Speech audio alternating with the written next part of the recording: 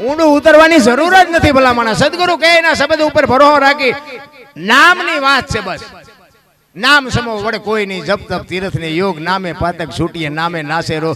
તમારું ને તમારું તો આવડે ને બીજા કોઈનું ન આવડે તો કઈ નહીં. અરે એવી ધરતી જોઈને બાપુ વાવો ને બાપુ, એમાં કાંઈ ઘટે જ નહીં. પણ હવે ખારા પાટમાં વાવો બાવળિયા થતા છે. કઈક વાવવાની જરૂર છે ને બાપુ. એની આ માનો પ્રસંગ છે એટલા માટે કહું. આ ધરતી છે ને એ માં છે, આ આકાશ છે ને એ બાપ છે. તમે જોજો બી ની કેટલી કિંમત હોય. હું તમને અમુક વાત કરું, ક્યાંય નહીં સાંભળવા મળે. હું એવો અભિમાન અહંકાર નથી કરતો. આ સંતોની હાજરી છે ને, સંતોની કૃપા છે. એટલા માટે મારે તમને કાંઈક, એટલે અમારા ગુરુ કહેતા એ કે 50 માણા બેઠા હોય ને એમાં તું તારે દિલથી ઘા ઘા કરજે, આમાં એકાદાને વાગી જાય. એટલા માટે મારું મસવાનું કારણ એ છે. તમે તમારી પાસે 100 વીઘા જમીન હોય અને જમીનમાં વાવવા માટે બિયારણ કેટલું હોય? 2 મણ હોય, 5 મણ હોય. અને એ બિયારણ તમે ઘરમાં લાવીને મૂકો ને એટલે ઘરનો ખૂણો ન ભરાય.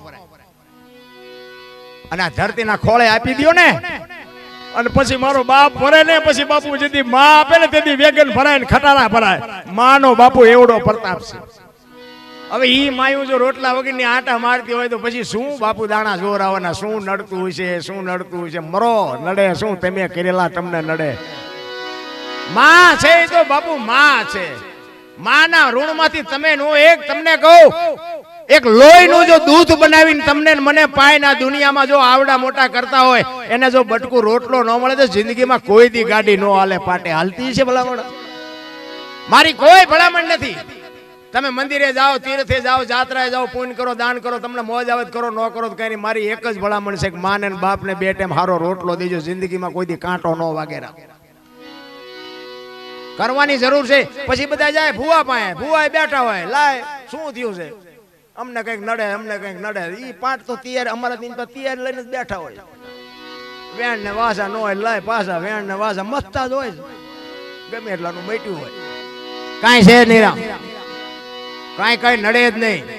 આ બાપુની બધાને ખબર છે ને, બાપુની ગાડીનો એક્સિડન્ટ થયો હતો. લ્યો શું નડ્યું છે?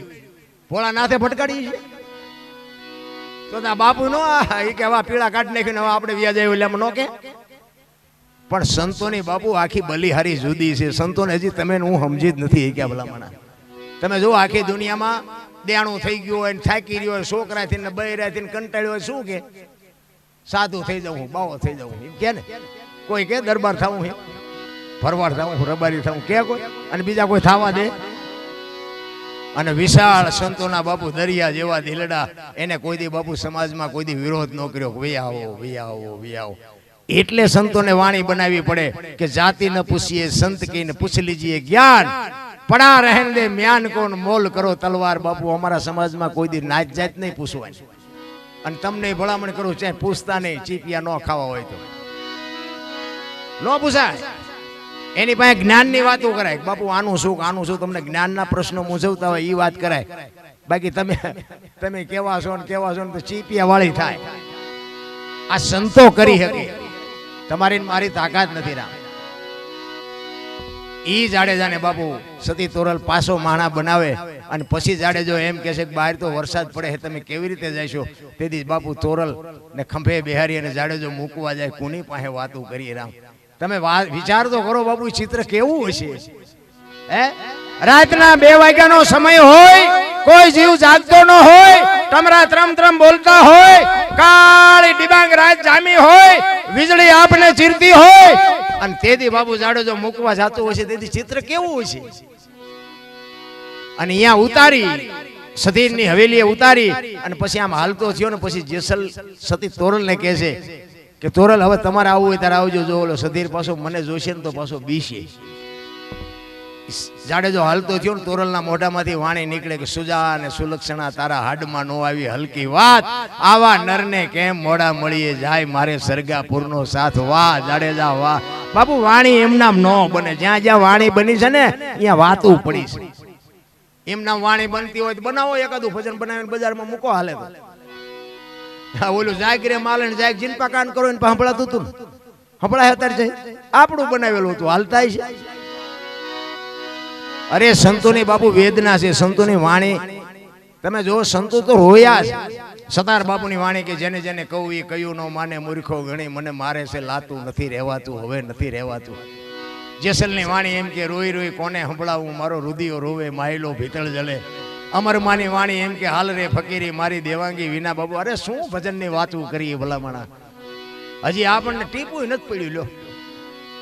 અરે હું તો મને સંતો એમ કે દરબાર તમે બોલો છો હારું, ગાવ છો હારું, પણ એક તમને કહું ખોટું ન લાગે. મને એક બે સંતે કીધેલો કે તમે બધું કરો છો હારું, પણ તમને એક કહું કે આ દુનિયામાં હજી તમારો જન્મ નથી થયો બાપુ. સંતોની ટકોર તો બાપુ આપણા કાળજા ફાડી નાખે, કાળજા.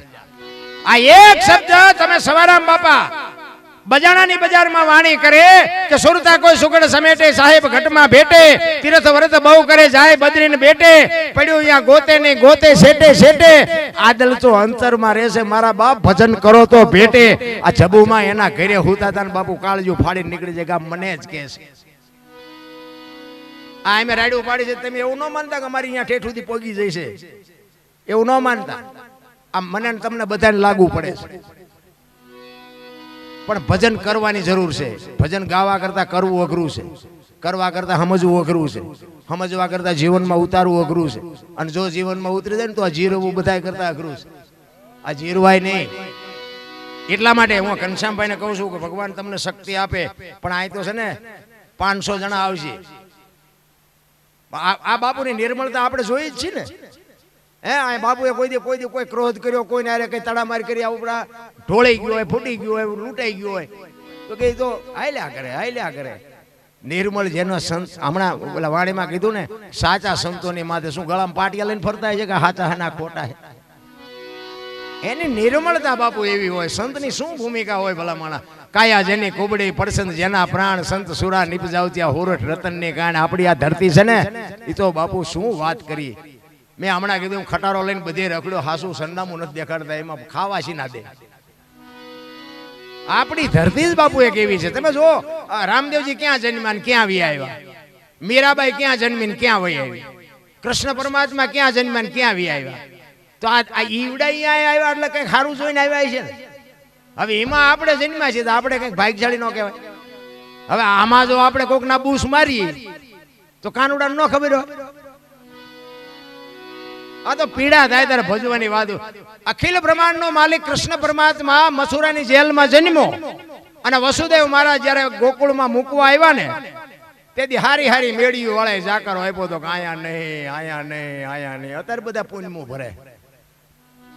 તેથી કોઈ નથી કીધું એક મર્દનો દીકરો બાપુ, આહિરનો દીકરો નંદ બાવા કે વિયાવો જે ઠાકર કરશી થાય. આ વીજળીના ચમકારે મોતી પરોવી લીધું કહેવાય રામ બાપુ. મહાપુરુષો તો તમને મને શબ્દમાં ખૂબ શાન કરી છે. ગંગા સતીની વાણી એવું કહે છે કે પિંડ બ્રહ્માંડ થી પર ગુરુ મારા એનો બતાવું તમને દેશ કેવો હોય છે.